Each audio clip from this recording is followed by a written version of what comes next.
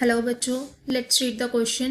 If all the three roots of az cube plus bz square plus cz plus d is equals to 0 have negative real parts.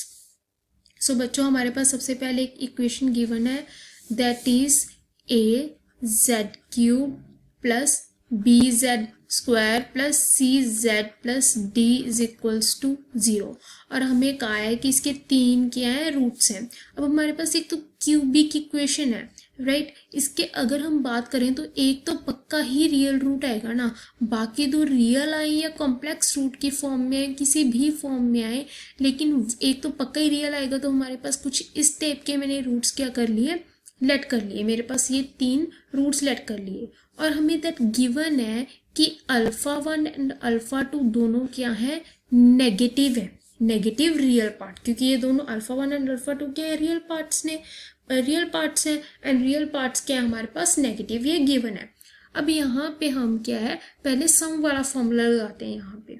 ठीक है, तीनों का सम कर देते हैं तो हमारे पास क्या आएगा, अल्फा 1 प्लस 2 टाइम्स अल्फा 2. तीनों का सम करने के बाद सम का फॉर्मूला क्या होता है, माइनस बी अपॉन ए राइट. जब हम यहाँ पे देखेंगे अल्फा 1 हमारे पास क्या है, नेगेटिव, अल्फा 2 हमारे पास क्या गिवन है, नेगेटिव. दोनों नेगेटिव हैं तो दोनों का सम भी क्या होगा, नेगेटिव. दैट मीन्स ये नेगेटिव टर्म के क्या होगा, इक्वल होगा. इससे हम डायरेक्टली ये नहीं कह सकते कि ए और बी का हमेशा साइन क्या होगा, same. A and B have same sign right, दोनों का साइन सेम होगा. दैट मीन्स दोनों का प्रोडक्ट है जो हमेशा ग्रेटर देन 0 होगा. इससे हमारा ऑप्शन नंबर ए तो हो गया करेक्ट. अब हम बात करते हैं आगे हमारे क्वेश्चन की. तो हम क्या करते हैं, उसके बाद जैसे हम प्रोडक्ट करते हैं हमारा A B plus B C plus C D is equals to जो हमारी बेसिक टर्म होती है like minus plus C upon A, वो वाला फॉर्मूला लगाते हैं अब इस पे दो दो की प्रोडक्ट करके. सो उसका प्रोडक्ट का कैसे फॉर्मूला आएगा हमारे पास, देखिए हमारा पहले हमने जो रूट्स को प्रोडक्ट किया that alpha 1 alpha 2 plus iota beta 2 into alpha 1 plus अब मैंने क्या किया, अल्फा 1 को दूसरे रूट के साथ किया तो alpha 1 into alpha 2 minus iota beta 2 alpha 1. Then इन दोनों को आपस में किया प्लस बीटा 1 स्क्वायर. ये किसके इक्वल आएगा, सी अपॉन ए के. जब मैं इसे कैलकुलेट करूंगी तो ये हमारे पास आ जाएगा 2 plus alpha 1 square plus beta 1 square is equals to C upon A. हमें पता है कि अल्फा 1 हमारे पास नेगेटिव है, अल्फा 2 नेगेटिव है, तो दोनों की प्रोडक्ट क्या होगी, पॉजिटिव होगी. अल्फा 1 स्क्वायर हमेशा किसी की स्क्वायरिंग हो तो वो पॉजिटिव, बीटा 1 स्क्वायर हमारे पास क्या होगा, क्योंकि स्क्वायरिंग है तो पॉजिटिव. तो ओवरऑल हमारे पास आंसर क्या आएगा, positive. That means C upon A की जो वैल्यू आएगी वो क्या आएगी, पॉजिटिव. वो वैल्यू कैसे पॉजिटिव हो सकती है, वो तभी पॉजिटिव हो सकती है जब सी एंड ए दोनों किसके हों, सेम साइन के हों. दैट मीन्स मैं कह सकती हूँ ए सी क्या है मेरे पास, ग्रेटर देन 0 होगा.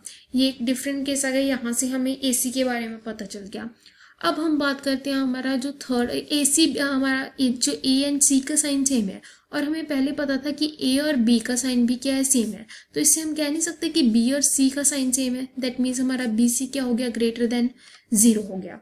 अब हमारा थर्ड कंडीशन है दैट इज डी वाली, हम ए डी के बारे में बात करते हैं. उसके लिए हम क्या है, तीनों का प्रोडक्ट कर देते हैं. जब हम तीनों का प्रोडक्ट करेंगे तो हमारे पास क्या आएगा, alpha 1 into alpha 1 square alpha 2 square plus beta 2 square. ठीक है, ये हमारे पास किसके इक्वल आएगा, माइनस डी अपॉन ए राइट. इसके इक्वल आएगा, हमें पता है ये हमेशा स्क्वायरिंग में है तो हमेशा पॉजिटिव होंगे एंड अल्फा 1 हमें गिवन है हमेशा नेगेटिव होगा. तो ये नेगेटिव कब पॉसिबल है, जब दोनों का मीन्स ए और डी का हमारे पास साइन क्या होना चाहिए, सेम.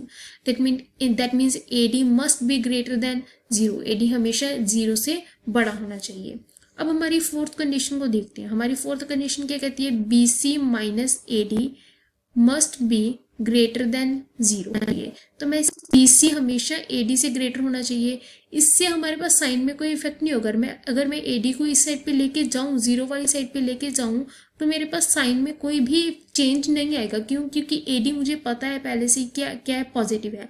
बी सी पहले से क्या है, पॉजिटिव है, तो कोई भी इसमें चेंज नहीं आएगा. अब मैं क्या कर रही हूँ, ए स्क्वायर से दोनों साइड डिवाइड कर रही हूँ, इससे भी कोई इफेक्ट नहीं होगा. तो मैंने क्या किया, b अपॉन ए इंटू सी अपॉन ए, जो कि बड़ा होगा मेरे किसके पास, d अपॉन ए से। मैंने इसे कर दिया माइनस बी अपॉन ए और इसे कर दिया माइनस सी अपॉन ए। अब मुझे पता है माइनस बी अपॉन ए की वैल्यू मुझे पता है क्या होगी, minus B upon A, that means sum, that means alpha 1 plus 2 times alpha 2, right.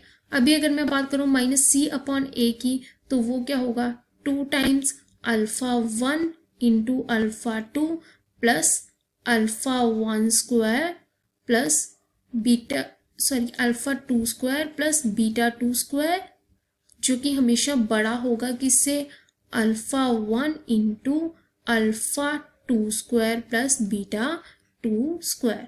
अभी इससे हम कुछ भी बता नहीं सकते कि हमारे पास कौन सा, मतलब ये सही है भी या नहीं।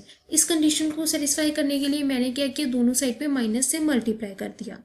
जब मैंने दोनों साइड से माइनस से मल्टीप्लाई किया तो मेरे पास क्या हो गया, देखिए, जब मैंने दोनों साइड पे माइनस से मल्टीप्लाई किया तो minus alpha 1 plus 2 times alpha 2, उसके बाद नेक्स्ट ब्रैकेट में आया 2 times alpha 1 into alpha 2 plus alpha 2 square plus beta 2 square, right.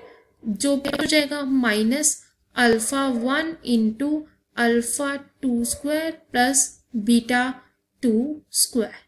मेरे पास ये चीज़ आ गई। अब इस चीज़ को अगर हम ध्यान से देखें तो हमारे पास जो अल्फा 1 प्लस 2 टाइम्स अल्फा 2 है वो हमेशा छोटा होगा ना अल्फा 1 से, क्योंकि हमारे पास अल्फा 1 भी नेगेटिव है, अल्फा 2 भी नेगेटिव है, उनका सम भी नेगेटिव होगा और ये ज़्यादा नेगेटिव होगा अल्फा 1 से नेगेटिव। सो ये चीज़ हमारे पास यहाँ पे साइन होल्ड करता है। और हमें ये भी पता है कि अल्फा प्लस बीटा 2 स्क्वायर, उसमें अगर मैं 2 टाइम्स अल्फा 1 अल्फा 2 ऐड कर दूं वो हमेशा alpha 2 square plus beta 2 square से बड़ा होगा। लेकिन अगर मैं दोनों साइड पे माइनस से मल्टीप्लाई कर दूं तो जो ये टर्म है मेरी इससे छोटी हो जाएगी।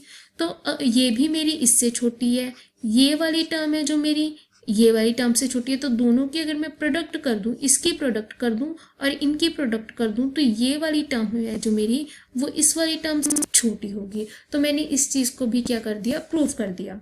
सो इस चीज़ से मुझे पता चला दैट मेरा option number 1, option number 2, option number 3 and option number 4 चारों के चारों ऑप्शंस क्या हैं, सही हैं। स्टूडेंट, आई होप आप लोगों को समझ आ गया होगा।